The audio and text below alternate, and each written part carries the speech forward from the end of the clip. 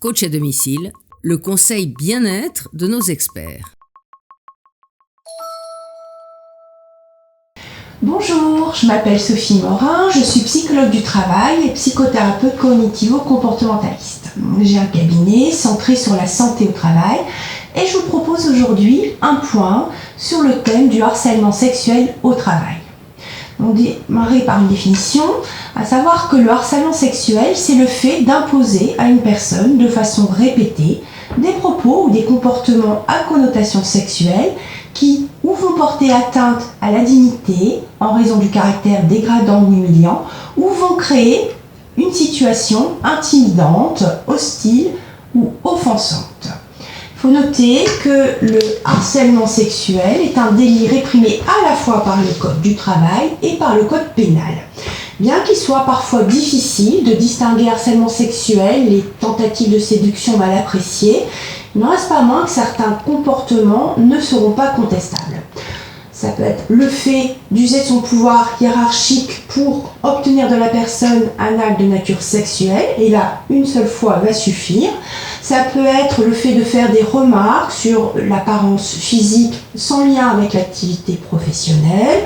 Ça va être le fait d'avoir des gestes à connotation sexuelle ou des contacts corporels répétés sans consentement de la personne. Ça va être également de tenir des propos sur la vie ou l'activité sexuelle, de présenter des textes, des vidéos à caractère pornographique, également d'offrir de nombreux cadeaux gênants comme parfums, lingerie, alors que la personne a exprimé sa gêne et son refus. On va être face à des chiffres affolants puisque près d'une femme sur 5 déclare avoir été victime au moins une fois de l'un de ces comportements. Alors, je parle des femmes, mais même si c'est plus rare, il n'est toutefois pas exceptionnel que les hommes soient également victimes de comportements relevant de harcèlement sexuel. S'il y a 20 ans, c'était essentiellement l'employeur qui était incriminé dans ces harcèlements sexuels. À l'heure actuelle, on note que près de 40% des comportements relevant du harcèlement sexuel sont le fait d'un ou d'une collègue. Le fait de vivre ces situations de harcèlement sexuel va nuire gravement à la santé de la personne. On va trouver des conséquences physiques avec des troubles du sommeil, des douleurs, et la liste est longue sur les troubles somatiques, mais également des conséquences psychologiques avec des troubles anxieux et ou dépressifs. Et là, précisons que dès qu'on est face à des troubles dépressifs, on a un risque suicidaire qui n'est pas négligeable. Mais on trouve également des conséquences comportementales puisque la personne peut commencer à consommer une substance ou augmenter la consommation pour gérer le stress qui découle de ces situations de harcèlement sexuel.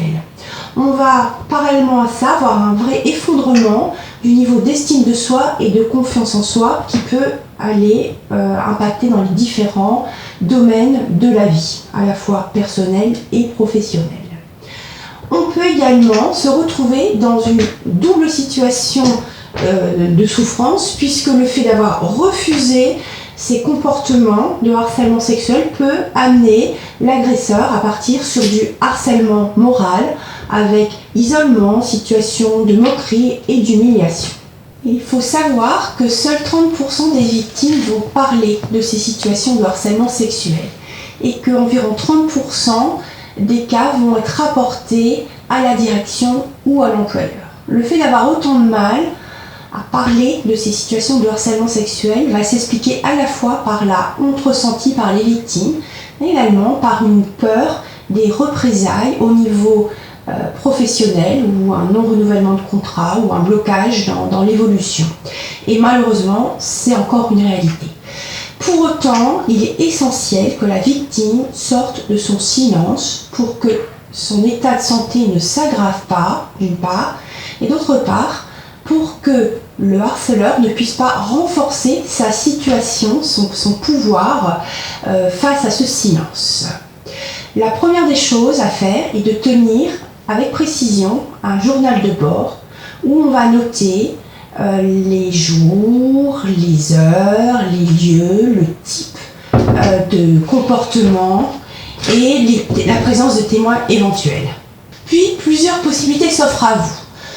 Vous pourriez vous adresser directement au harceleur présumé ou par oral en face-face avec le soutien éventuel de personnes, de collègues ou de délégués du personnel. Vous pouvez également vous adresser à lui par une lettre recommandée ou par mail en précisant que vous souhaitez, vous exigez que ces comportements cessent.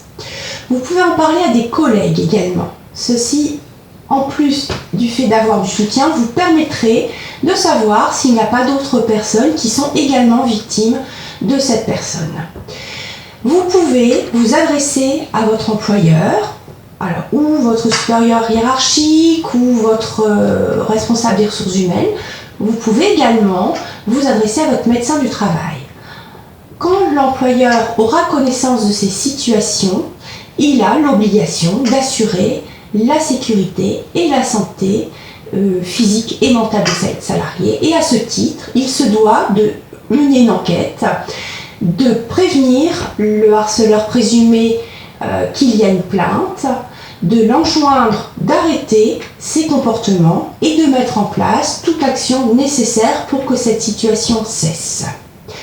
Si malgré tout cela, la situation persistait, il vous faudrait peut-être envisager de quitter l'entreprise, mais en vous faisant accompagner par des conseils avisés dans ce cas. Rappelons que le harcèlement sexuel est réprimé également par le code pénal et à ce titre, vous pouvez déposer une plainte.